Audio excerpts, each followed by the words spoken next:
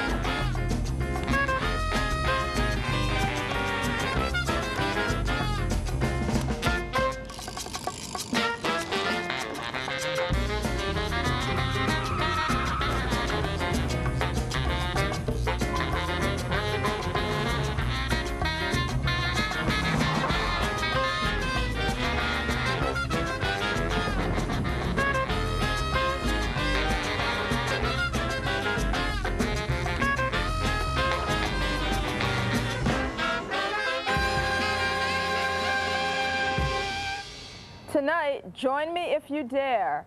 I'm Sandra Bernhard, and I've heard some of you call me scary. Well, faint of heart wimps, wait till you see what I have in store for you tonight on Real Wild Cinema. See, I know how to get a monster's blood boiling. Show it and expose breast. That's why I've sliced and diced our schlocky films so you get only the choicest creep shows and hottest peep shows. Our first feature was originally titled The Horror of Spider Island. Well, if you want to get technical, the real original title was Ein Toter Zink ein Netz. But here in the States we say, it's hot in paradise. It was made by a West German cast and crew and filmed in Yugoslavia. Something about a desert island, plane crash, survivors, and an enormous monster spider. But you'd never know by trying to read their lips. The voice dubbing on this one is a little loose. Actually, I think the so-called spider is kind of cute. He looks like E.T. with 8 legs. I've been thinking of merchandising this film and calling him the Tickle Me Arachnid doll. He'll even have his own website. It's hot in paradise and about to get even hotter.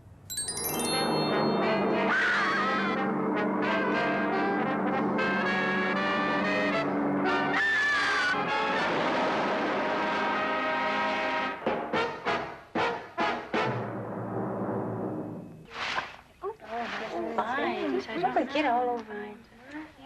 These long boots for these short here. Come on, hurry up. Look, come here. Look, a cabin.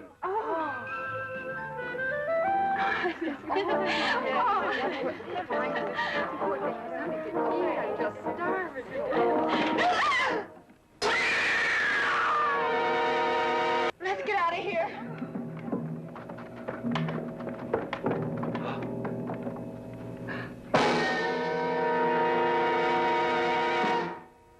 Dead man in a huge web.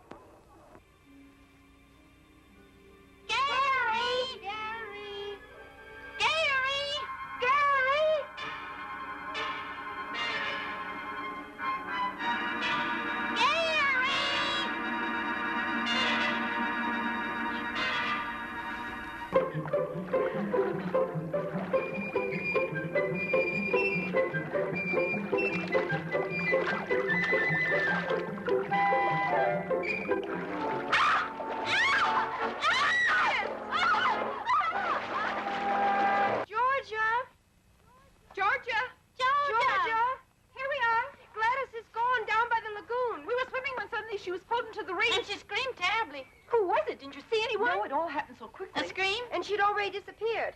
Maybe the spider killed the professor. And Linda. We found a gigantic spider, dead.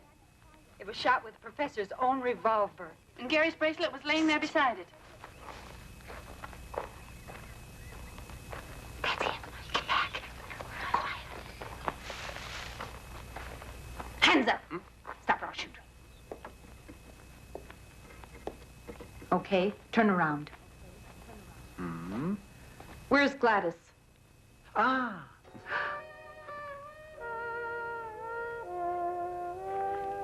Gladys! Look here. Who's that? My friend Bob. We work together for Professor Green. Why, he's a big uranium research man. I met him before in the Reeds. A researching researcher. And tonight we'll dance and really raise the roof.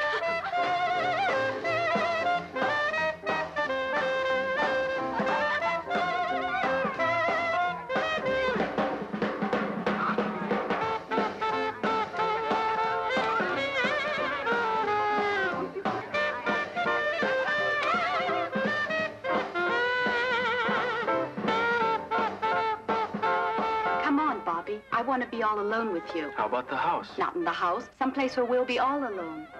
You know what? We'll meet at the lagoon. Okay. But so that no one will notice. Good. We'll meet in 15 minutes on the trail down to the water. All set? Of course. Mwah. But be on time. I hate waiting.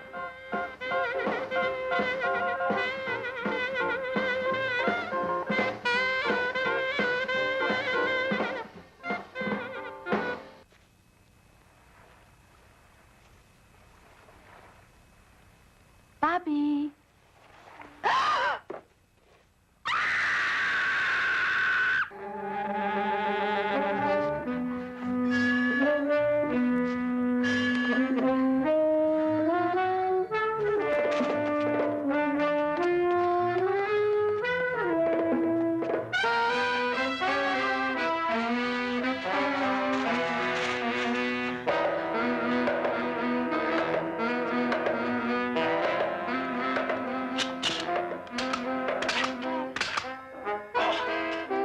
You go up ahead and try and help Gladys. I'll go back and get the ammunition. Quick!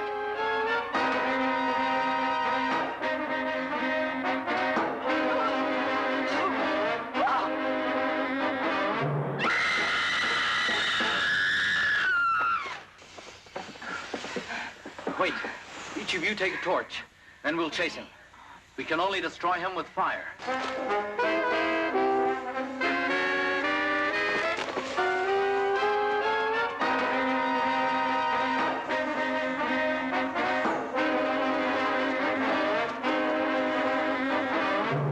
Stop!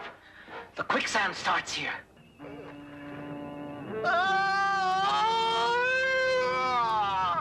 They're dead. Then continue living.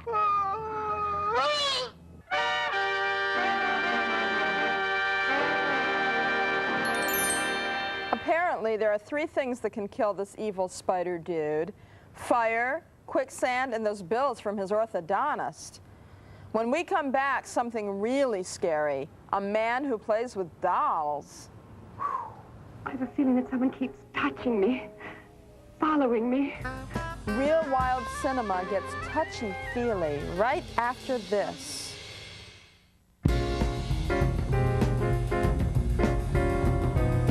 I never thought a woman could be perverted enough to make our next film Indecent Desires. Doris Wishman proved me wrong. Although this quirky director did try to maintain her reputation by changing her credit on this little gem to Louis Silverman, sure, blame it on a guy, Doris. Shot in New York in 1967, Indecent Desires is about a man that befriends a little dolly who looks a lot like Veronica Lake with herpes simplex. Though the man doesn't turn out to be very nice in the end, he starts off being a very caring and sensitive lover. Watch and see what even I consider to be indecent desires.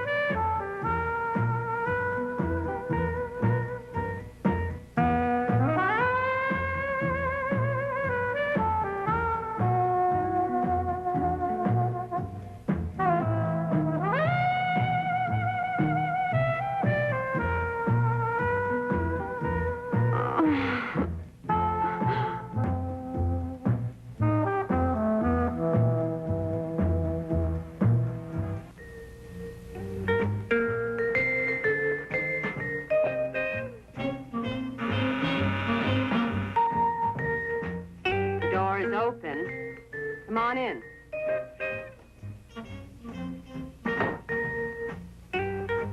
What would you do if it was a man that came in? Look at you. That would be nice.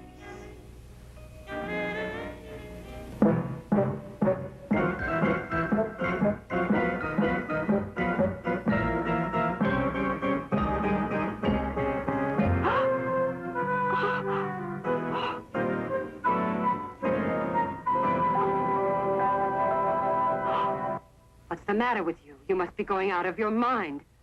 I am crazy. I am going out of my mind. Anne!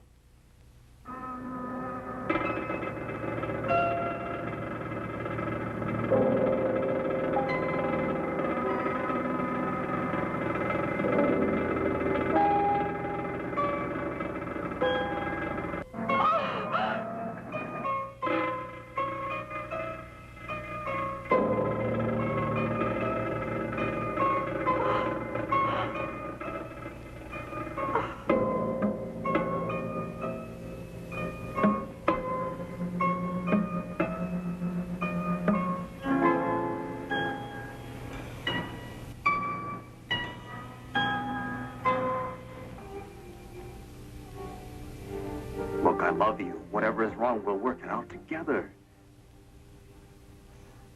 I have a feeling that someone keeps touching me, following me. Oh, my God.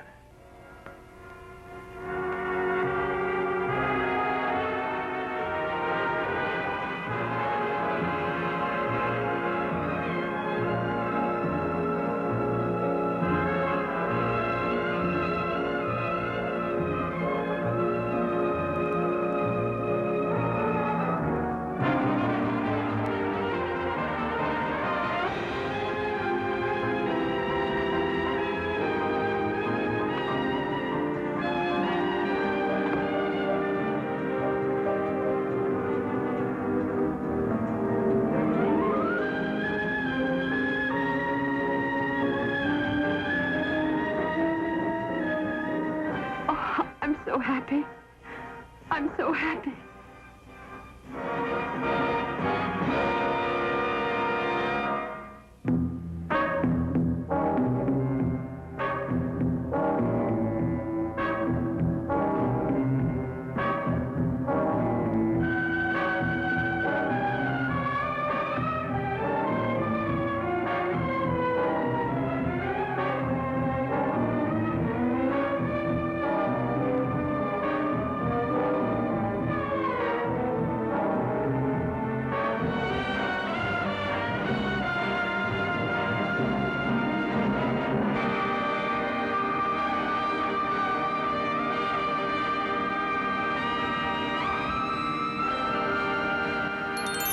I don't know about you, but I was left high and dry in that scene with that horny Liz Taylor lookalike in her size 12 panties. Whew. Clearly there was some sexual tension going on. But then the creep got the blonde all stoked up, and yet another opportunity was missed by poor Liz. Coming up, a truly frightening recipe. Take one plump young woman, dice, and brown over a slow fire. Still hungry? Grab a snack because I'll be right back with our guests Lloyd Kaufman and Roger Corman. The hair on the back of my neck is absolutely standing on end because we have with us the master of mayhem, Roger Corman, and the outrageous Lloyd Kaufman. Welcome, gentlemen. Nice to be here. Happy to be here. So what is your connection? I know that you're a big admirer of Roger's, and what's the background to your relationship so people get a little insight? Well, when I was at Yale, I made the mistake of hanging out with some film buffs, and my life was ruined, partly by Mr. Corman, whose movies I had seen, and I loved them. Right. It showed that you could make top quality, provocative, interesting, well-acted movies on a modest budget. Right, right. And I was ruining my youth making those movies. And this youth came... Yeah, that's how Trauma was formed. Trauma was formed because Roger proved that you could make good, controlled budget, independent movies. Right, right. I mean, you gave so many big filmmakers their start. I mean, it's like Scorsese and Coppola, Jack Nicholson, Ron Howard. Are there any other names that come back to you, Lloyd? Or... Well, again, one of the nice things about independent movies is that it is a spawning ground. It's a sort of a toxic swamp where eccentric people like Oliver Stone can get their start, hone their craft, and then, which he did at Trauma.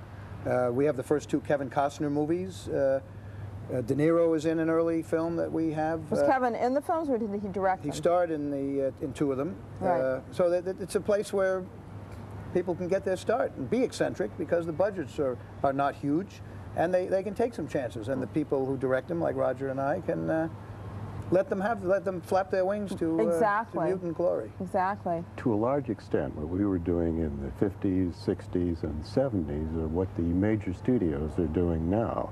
I was doing primarily science fiction, action adventure, and horror. Right. And I remember when Jaws came out, Vincent Canby wrote in the New York Times, "What is Jaws but a big budget Roger Corman film?" Wow. Now, actually, it was a big budget film, and it was also a better film. But when Jaws came out, and then Star Wars, I realized that the major studios had stolen our thunder, as it were. Wow, they've taken it to another level. Yes. Are there any great stories about the special effects, the low-budget special effects you had to go for? I think some of the best special effects are the ones that 39 cents. For example, if you have to squash somebody's head, in Hollywood they make a mold. Let's say we had to squash Roger's head. They would make a mold of his head, and it'd be very expensive. They'd sculpt it. And we take a melon, we put a nice wig on it, paint a little happy face, fill it with hamburger meat. See the Toxic Avenger. There it is, and it's pretty real. I love that. I love it. You know, don't go away, because we're going to go to a short clip about some gory special effects techniques. Gentlemen, watch with me. We're going to be right back.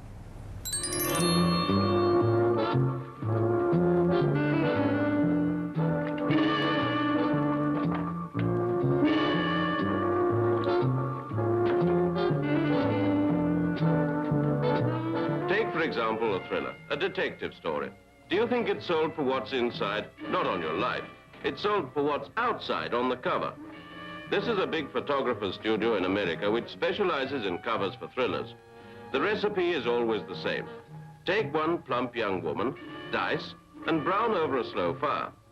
While still rare, serve cold.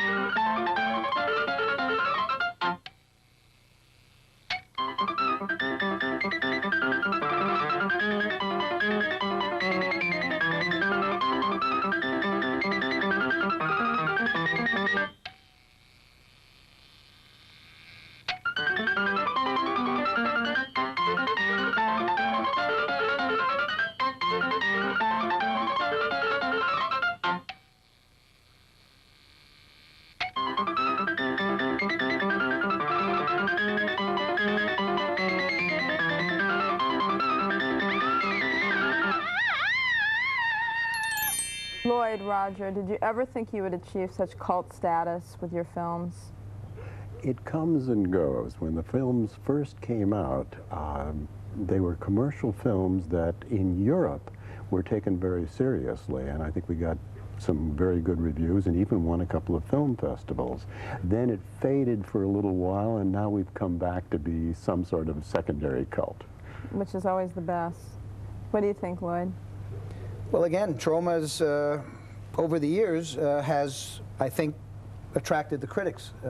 It took some time for them to understand that what we were doing was we were taking what Roger had pioneered and adding sort of a twist, a comedic twist, I guess, to it. And they finally have understood it recently, so that to some extent the Cinematheque Française has Troma, they've had Troma retrospectives, the American Film Institute. Lloyd's company and mine are probably the only two really established, functioning, medium and low budget independent companies left. That have managed to hold up through all the transformation in Hollywood. Yes, the competition from the majors grows increasingly severe. But you're in a world of your own. And I wonder, why do you think people, after all these years, be attracted to your films and they become such cult classics? What do you think it is that brings people back in? I think there's an excitement, a passion to the individual film. The low-budget film can take chances, can experiment, can do things that the major studios with a $50 million or more budget are reluctant to do. Right. So you guys you're still up and running. So what are you guys doing now? What's coming up for both of you? Well, I'm starting a picture in a couple of weeks called Club Vampire. Love that. That goes at my studio in Hollywood, and then I have another studio in Ireland where we're building, we have a subsidy from the Irish government. Who love artists, who are very supportive. Yes, very much so. Right. We're in Galway, and we're starting a science fiction picture there called Space Jacked. I love that. What message do you have for today's independent filmmakers? Well, if you don't mind, I believe the reason that we've been successful or that we have survived as a Troma brand is that we do what's in our heart. The kids who make movies for us and the movies that I make come from the heart, from the soul. The movie is the most important part of our lives during the period that we're making it. And I think that's the problem with so many lower budget producers is they feel that it's a Chinese menu, that you take one blood bath from column A and a few people with bikinis running through the woods. There's no passion. So you've got to be passionate about it, and you've got to and have a point of view. To thine own self be true. Right. That's what they said in Romeo and Juliet. Right on. Roger, what do you think? I totally agree. I think you have to believe in what you're doing. No matter what the film, you say, I will do my best. I remember when Jonathan Demme directed his first film for me. This was before his Academy Award winning status. Right. It was a woman in prison picture. And Jonathan said, I'm going to make the best woman in prison picture ever made. Brilliant. And that is the attitude you have to have. Absolutely. Well, I'd like to go on, but hopefully we will go on, and I will get to work with both of you. It's really a pleasure to have you here on the show, and it's an honor. We look forward to seeing you again, and in many different situations. Very good. Thank you for being here. Thank you, Sandra. You won't want to be going anywhere. Next on Real Wild Cinema. I'd like to put a bite on you. You can lose more than your shirt when a vampire arrives in Las Vegas. Stick around.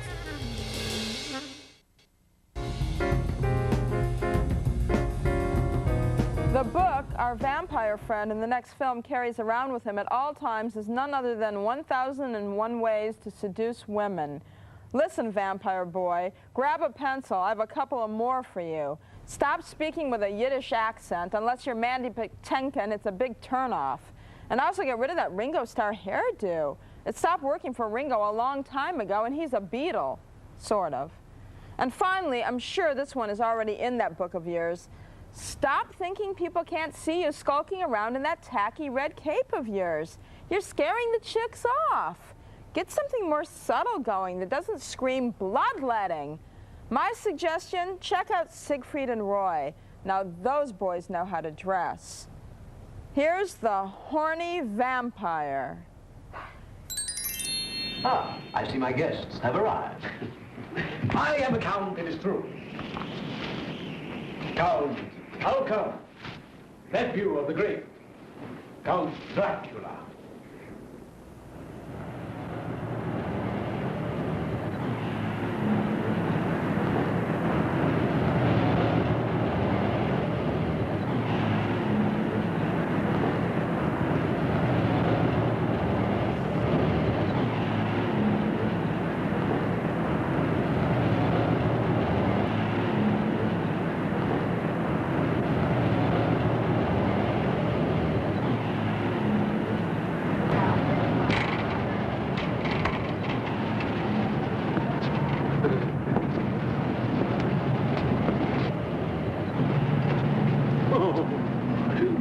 Tender morsel.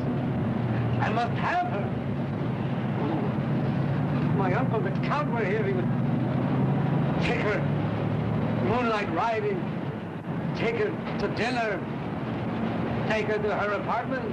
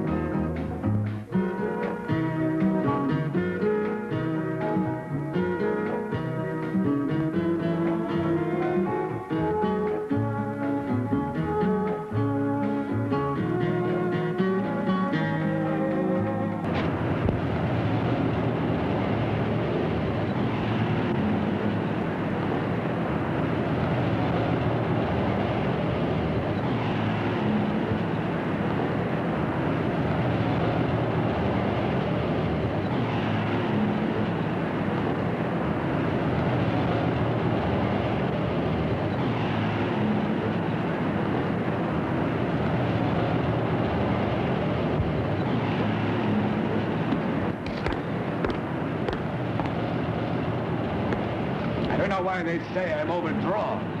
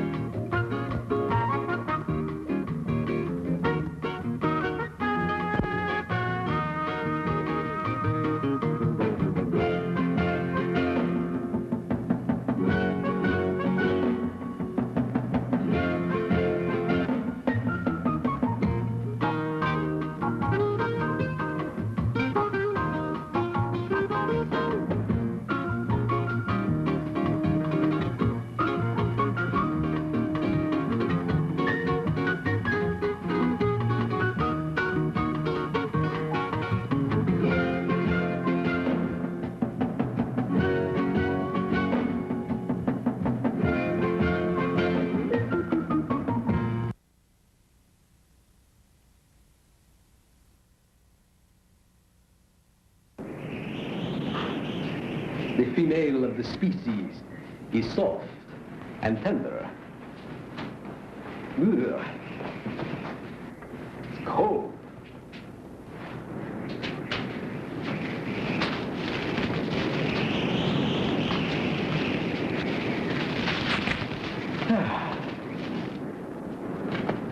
That's better. Soft and tender being a creature of beauty. It is only natural. Natural that you should demand in the male someone who is suave.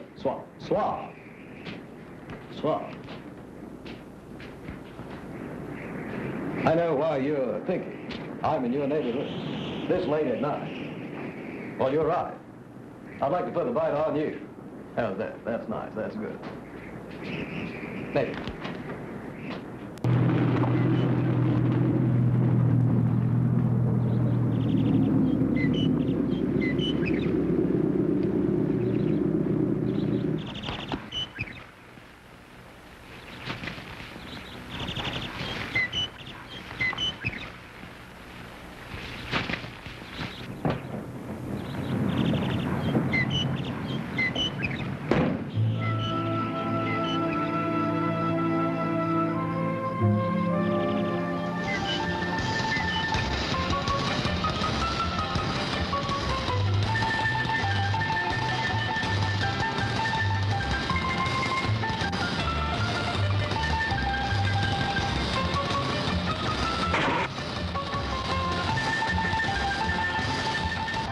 Man, that was a gas.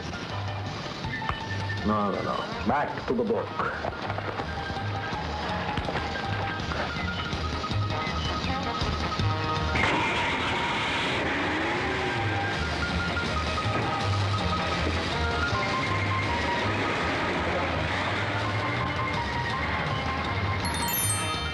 Next on Real Wild Cinema's Gals and Ghouls, think you have relationship problems? Our next sorted couple will make you feel good about yourself. If you're going to kill every man I'm going to bed with, you're going to have a very unhappy marriage. Make me happy. Don't move a muscle until I get back.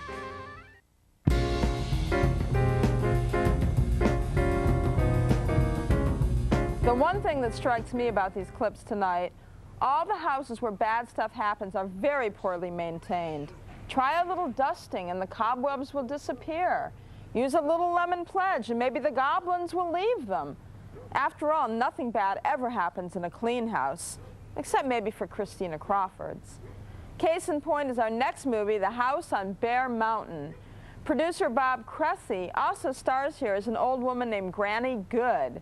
And I'm less concerned about the flabby upper arms on Granny Good than I am with Freakenstein using his filthy hands to mix the punch. Ugh.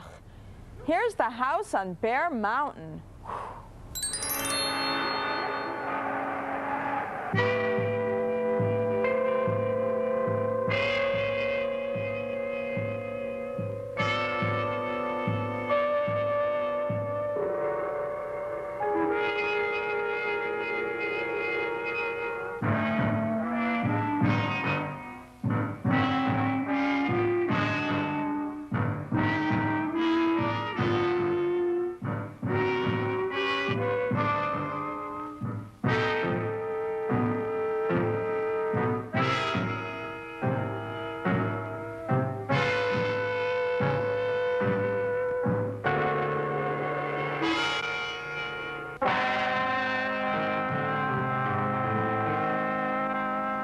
There was something just a little fishy about little Miss Prudence.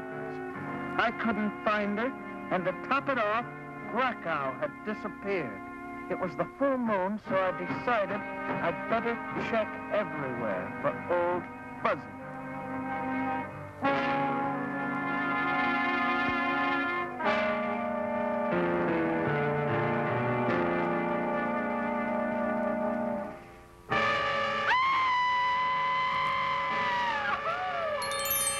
The Wolfman looks like a friend of mine who got major side effects from using Rogaine. Our next clip features cannibals that look like Dennis Rodman with a skin condition. From 1964, here's I Eat Your Skin. Oh, look at that moon. That's nice. Whoops, bread and butter.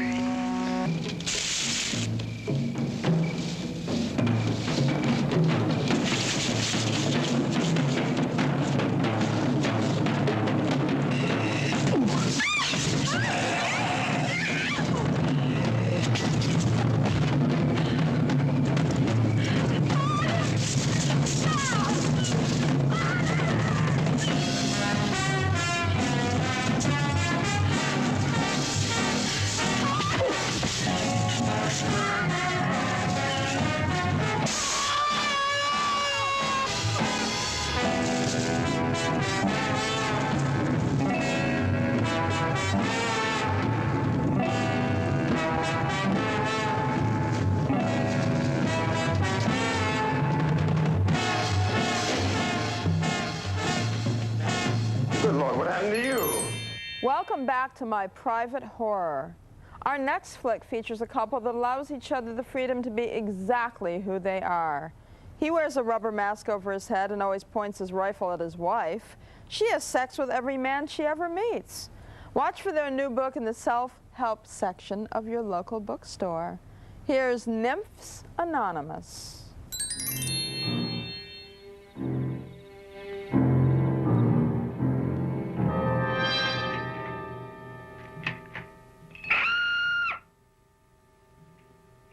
This is where you go in the daytime to get rid of your headaches. It's quite a layout.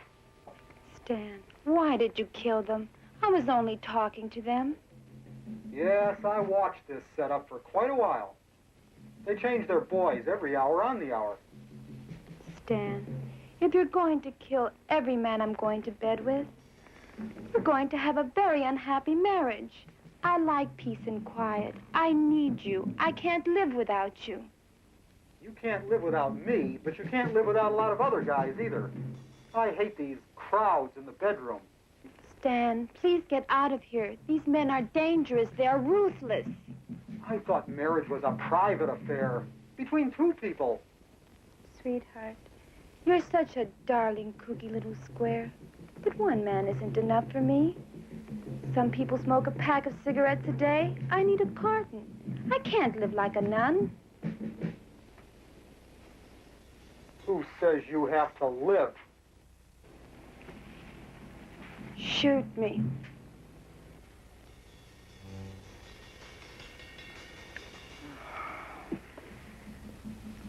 I have to. I can't let you go on like this. Well, couldn't you do me at least one favor before I die? You don't deserve it, but I'll promise just one. I need you, sex murderer. I'm no sex murderer. I'm your husband. Next, hairy monsters badly in need of a balanced diet. As bloody as anything you will ever see on the motion picture screen. Stay with us. There's lots more real wild cinema coming up.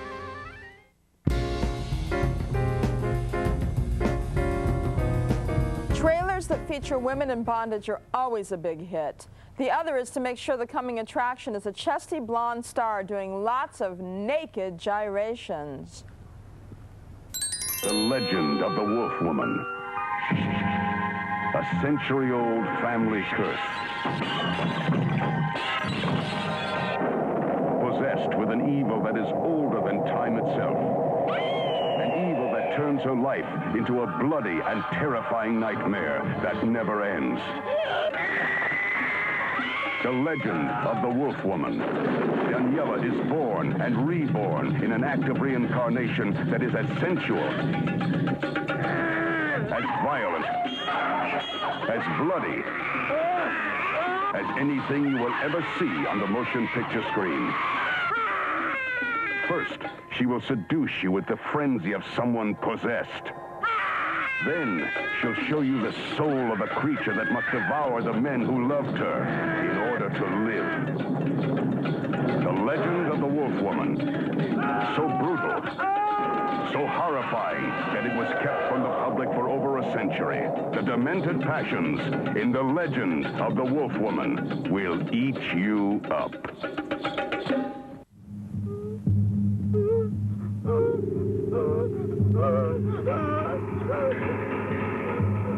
This man's name is John Austin Fraser.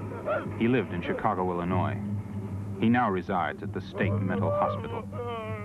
We are saddened to tell you that this tragic condition was brought on when Mr. Fraser attended the world premiere of our triple nightmare of horror program, Orgy of the Living Dead.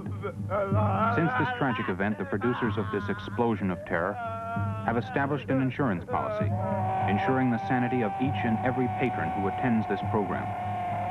The policy states that in the event you lose your mind or suffer from irrevocable trauma as a result of viewing this avalanche of grisly horror, the producers of this film will ensure that you receive psychiatric care until such time as you are cured, or, in the event that your derangement is permanent, provide you with internment in an asylum for the rest of your natural life.